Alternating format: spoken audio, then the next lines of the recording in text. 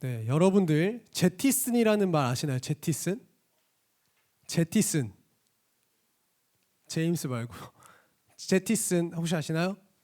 이 제티슨이라는 단어는요, 비행기나 선박이 위기에 처했을 때 무게를 가볍게 하려고 짐을 버리는 행위를 얘기해요.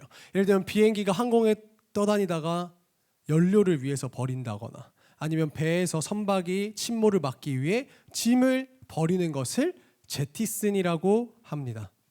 배에서 짐을 버릴 때는 가장 무거운 것, 가장 우선순위가 밀리는 것, 무가치 않은 것, 이런 것들을 버립니다. 무언가를 버리고 살게 되는 거죠. 우리들은 인생을 살아갈 때 무언가 자꾸 가지려고만 하고 가득 채우려고만 해요. 그렇죠? 그러나 오늘은 말씀을 통해서 우리들이 비울 때 채워지는 은혜를 함께 누리시길 바랍니다. 아멘. 오늘 본문 말씀을 보면 남편이 먼저 죽고 남편 없이 홀로 두 아들을 키워야 하는 한 여인이 등장합니다. 그 당시 여인의 몸으로는요, 이 두 아들을 키워내기 버거웠지만, 누가 봐도 역부족이었지만, 이 여인은 두 아들을 정말 열심히 책임감을 가지고 키우려고 했어요. 처음에야 이제 이 두 아들을 위해서 돈을 빌릴 때 주변 이웃들이 불쌍하니까 빌려주겠죠. 근데 그런 것도 한두 번이죠. 2번 빌리고, 돈 좀 빌려주세요. 3번 빌리고, 누가 계속 돈을 빌려주겠어요? 딱 봐도 갚을 능력이 없는데. 그렇죠? 그러다 보니 빚이 생기고 또 빚은 빚을 낳고 이제 빚은 계속 산더미처럼 불어나고 있는 겁니다. 그래도 이 불쌍한 여인을 도와주고 참으면서 참다가 도저히 참을 수 없었던 이 여인에게 돈을 많이 빌려주었던 한 사람이 찾아옵니다. 이렇게 얘기하는 거죠. 여보시오, 당신 보아하니 정말 돈을 갚을 수 있는 능력이 안 되는 것 같소. 당신 다른 말 하지 마시오. 어쩔 수 없으니까 당신의 두 아들을 내가 종으로 데리고 가겠소. 얘기를 하는 겁니다. 엄청난 청천벽력 같은 이야기가 들리는 거죠. 하늘이 무너지고 땅이 꺼지는 것 같은 이 문제 앞에서 어머니는 아무것도 붙잡을 데가 없어서 선지사 엘리사 앞에 와서 눈물로 아뢰는 거예요. 오늘 본문입니다. 열왕기하 4장 1절 다 같이 읽겠습니다. 시작. 선지자의 제자들의 아내 중에 한 여인이 엘리사에게 부르짖어 이르되 당신의 종 나의 남편이 이미 죽었는데 당신의 종이 여호와를 경외한 줄은 당신이 아시는 바니이다. 이제 빚준 사람이 와서 나의 두 아이를 데려다가 그의 종을 삼고자 하나이다 하니, 선지자님 제발 좀 살려주세요. 제발 좀 저 좀 도와주세요. 저 좀 불쌍히 여겨주세요. 이렇게 부르짖고 있는 겁니다. 엘리사 제자였던 이 남자의 아내죠. 이 여인의 사정을 누구보다 잘 알았던 엘리사 선지자는 거절하지 못하고 이 여인의 요청을 들어줍니다. 열왕기하 4장 2절 읽겠습니다. 시작. 엘리사가 그에게 이르되 내가 너를 위하여 어떻게 하랴? 내 집에 무엇이 있는지 내게 말하라. 그가 이르되 계집종의 집에 기름 한 그릇 외에는 아무것도 없나이다 하니. 아멘. 엘리사가 이 여인의 요청을 들어주면서 얘기하는 겁니다. 그럼 당신의 집에는 무엇이 있습니까? 물어보는 거예요. 그러자 여인은 대답합니다. 저희 집에는 아무것도 없고 기름 한 그릇만 남아 있습니다. 얘기합니다. 엘리사가 그 여인에게 얘기하는 거예요. 열왕기하 4장 3절 읽습니다. 시작. 이르되 너는 밖에 나가서 모든 이웃에게 그릇을 빌리라. 빈 그릇을 빌리되 조금 빌리지 말고.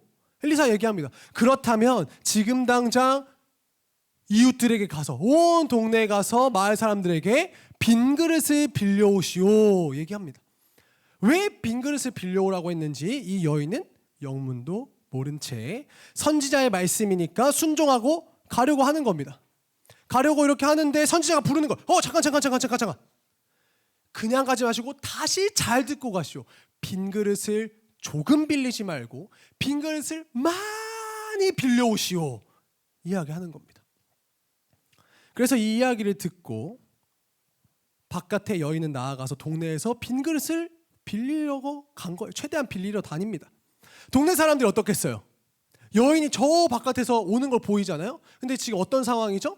돈을 많이 빌려왔던 사람이잖아요. 그러니까 이 사람들은 자라보고 놀랐던 가슴, 소뚜껑 보고 놀란다고 저 여자가 또 돈 빌리러 왔나 보다. 어떻게 이 여자 또 거절하지? 또 어떻게 돈 없다고 얘기하지? 이런 고민이 들었던 찰나에 이번에는 이 여인이 와서 돈이 아니라 빈 그릇을 빌려달라고 얘기하는 거예요. 빈 그릇. 그러니까 얼마나 안심이 되던지 이 주변 동네 사람들이 빈 그릇을 빌려줍니다. 그릇을 꺼내서 빈 그릇을 빌려준 거죠. 그렇게 이 여인은 많은 빈 그릇을 가지고 집으로 돌아와요. 그리고 방 안에 앉아서 아들 2명과 함께 빈 그릇을 최대한 많이 놓습니다. 빌려온 빈 그릇을 놓아요.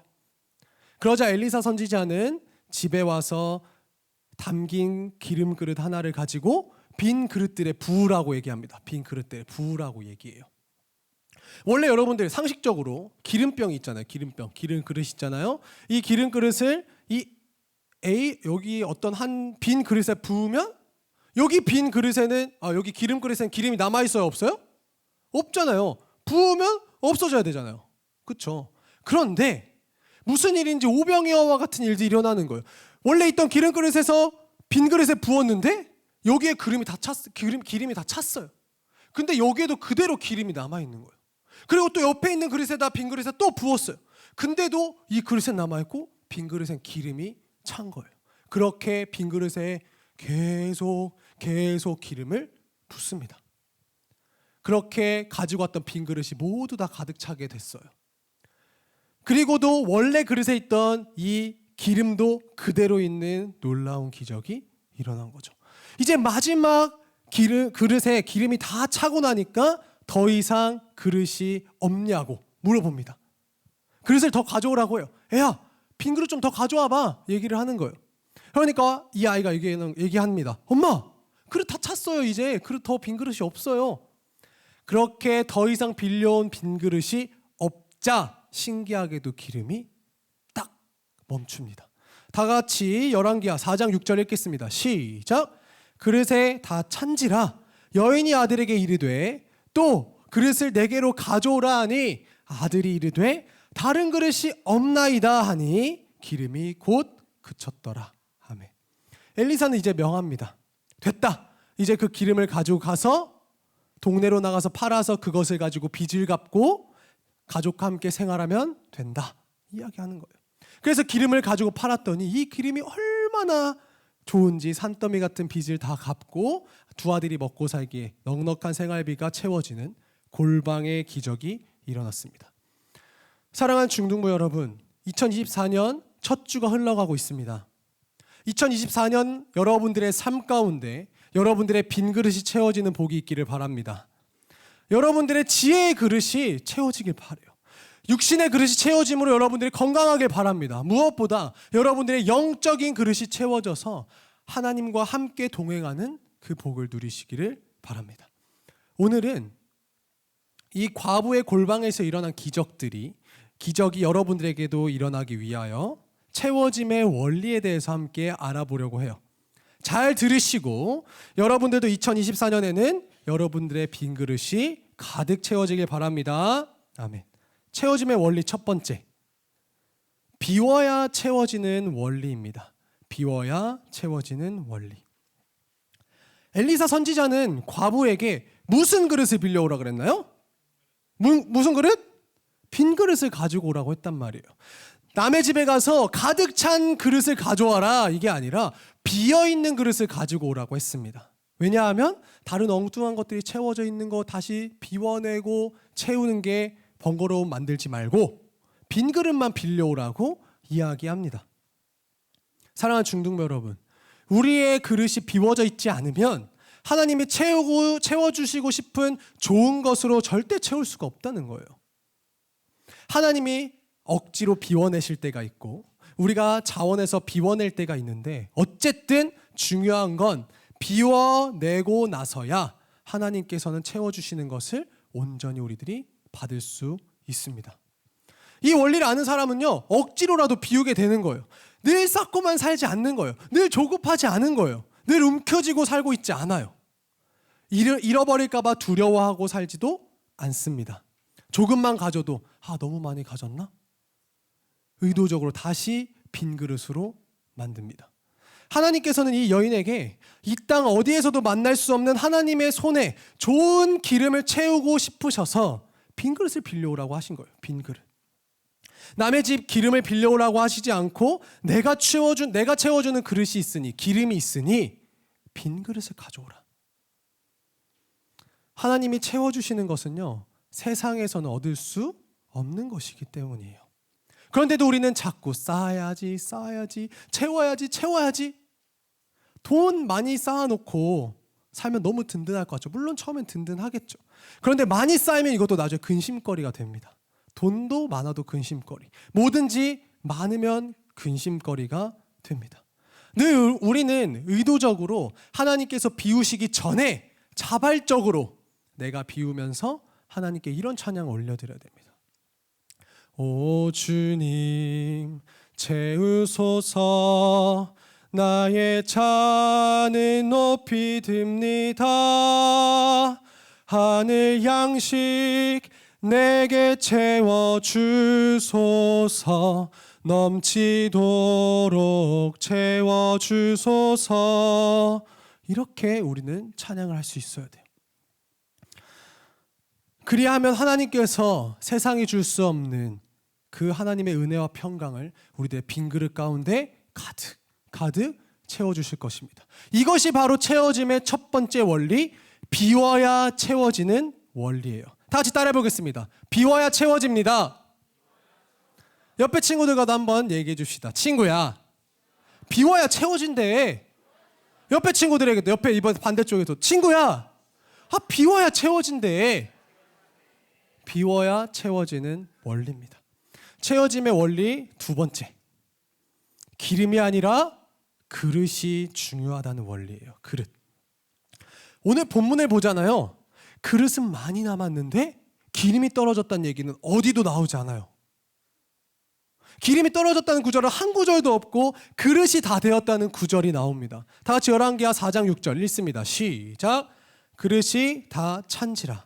여인이 아들에게 이르되 또 그릇을 네개로 가져오라 하니 아들이 이르되 다른 그릇이 없나이다 하니 기름이 곧 그쳤더라. 아멘. 이 말은요, 그릇이 더 있었더라면 기름이 더 채워졌을 거라는 겁니다. 하나님이 주시는 은혜는 언제나 넘쳐 흘러요. 하나님이 채워주실까? 정말 이 많은 그릇들을 채우실 수 있으실까? 걱정하지 말라는 겁니다. 걱정하지 말라는 거. 그저 믿음의 그릇을 준비하고 선포하라는 거예요. 하나님께서는 항상 너의 믿음대로 될 거야, 너의 믿음대로 될 거야 말씀하신다니까요. 하나님은 우리가 믿음의 그릇을 준비하는 만큼 채워주세요. 사랑하는 중등부 여러분, 우리들은 기름 걱정할 필요가 없어요. 기름은 넉넉합니다. 하나님의 기름의 탱크는 무한대예요. 무한대. 믿음의 크기를 키우는 게 중요해요. 우리의 믿음의 그릇이 커져야 그 그릇이 커진 만큼 우리들의 그릇대로 채워지는 겁니다. 그래서 시편 81장 10절에서는 이렇게 얘기합니다. 나는 너를 애굽 땅에서 인도하여 낸 하나님이라. 내 여호와라. 내 입을 크게 열라. 내가 채우리라. 오늘 본문 열왕기하에서도 그릇을 많이 빌리라고 말씀하시고 시편에서도 내가 채울 테니 입을 크게 열라라고 말씀하십니다. 내가 채워줄 양은 걱정하지 말고 너의 입을 걱정해. 입을 크게 열어 말씀하십니다. 우리가 적게 벌리면 적게 채워지고 우리가 많이 벌리면 많이 채워지는 겁니다. 누가복음 7장의 백부장은 이렇게 고백하죠. 예수님, 말씀만 하시면, 아무것도 안 해도 말씀만 하시면 제 종이 나을 줄 믿습니다. 그렇게 예수님을 믿었어요. 믿음의 그릇이 아주 많았습니다. 그러자 정말 예수님께서는 말씀만 하셨는데도 그 종이 깨끗하게 나왔어요. 마가복음 5장에 12년 동안 혈루증을 앓던 여인이 있습니다. 아무도 못 고치는 병이었죠. 이 여인은 믿음을 가졌습니다. 예수님의 옷자락만 만져도 내 병이 나을 거야. 아무도 고칠 수 없었던 병이지만 나을 수 있어. 믿었습니다. 믿음의 입을 아주 크게 넓게 벌렸습니다. 그리고 실제로 옷자락만 만졌는데도 병이 나왔습니다. 지난 여름 수련회 때도 말했지만 목사님도 초등학교 때 부러진 손가락을 붙잡고 태은아 나와라 6글자면 되는데 기억나는 친구 2, 3학년도 있겠지만 그렇게 믿음으로 기도했습니다. 실제로 손가락이 붙어서 수술하지 않았다는 사실 여러분들과 이야기 나누었죠. 지금 바로 병원 갔을 것 같은데 이때는 정말 더 믿음이 컸던 것 같아요. 어릴 때. 엄청나게 큰 믿음의 그릇을 준비하니까 천지를 창조하신 그리스도의 능력을 경험하게 되는 것입니다. 함께 따라해 보겠습니다. 중요한 것은 기름이 아니라 그릇입니다. 다시 함께 따라하겠습니다. 내 믿음의 그릇이 중요합니다. 사랑하는 중등부 여러분, 말씀을 정리하겠습니다. 우리들은 이 세상 속에서 살아갈 때 자꾸만 무언가를 채우려고 해요. 돈을 채우려고 하고 우리의 명예를 채우려고 하고 우리의 관계로 채우려고 하고 스펙으로 채우려고 합니다. 그렇게 바득바득 애쓰면서 살아가죠. 그러나 기억하십시오. 진정한 하나님의 은혜를 채우기 위해서 하나님의 은혜를 온전히 누리기 위해서는 첫째, 비워야 해요. 비워야 합니다. 내게 있는 것을 주를 위해서 비워야 되는 거예요. 수많은 것들 채우는 것도 물론 세상 살아가는데 중요합니다. 하지만 세상이 줄 수 없는 하나님의 은혜와 참된 이 평강은 우리들이 시간을 비우고 우리들의 마음을 비우고 하나님께 온전히 나아갈 때만 채워줄 수 있다는 사실이에요. 둘째, 믿음의 크기를 키워야 돼요. 입을 넓게 벌려야 합니다. 기름이 모자른 적이 없었던 것처럼 하나님의 은혜는 무한합니다. 하나님의 은혜는 영원해요. 우리가 우리들의 믿음의 크기만큼 넓게 입을 열 때 하나님께서는 가득 채워주실 겁니다. 사랑하는 중등부 여러분, 가장 귀한 하나님의 은혜를 사모하면서 주일날만큼은 시간을 비우십시오. 주일날만큼은 예배의 자리를 사수하십시오. 다른 거랑 비교할 수 없는 거예요. 주일날만큼은 여러분의 시간을 내어서 비우고 하나님의 은혜를 사모하는 마음이 필요합니다. 그리고 믿음의 그릇을 키우고 2024년을 향해서 꿈과 비전들을 선포하는 겁니다. 하나님께서는 그 선포를 반드시 들으시고 기억하시고 응답하십니다. 나를 먼저 비우고 은혜로 채워지는 2024년이 되기를 바랍니다. 믿음의 그릇의 크기를 키워 그 크기만큼 그리스도의 능력을 경험하는 2024년 되기를 축복합니다.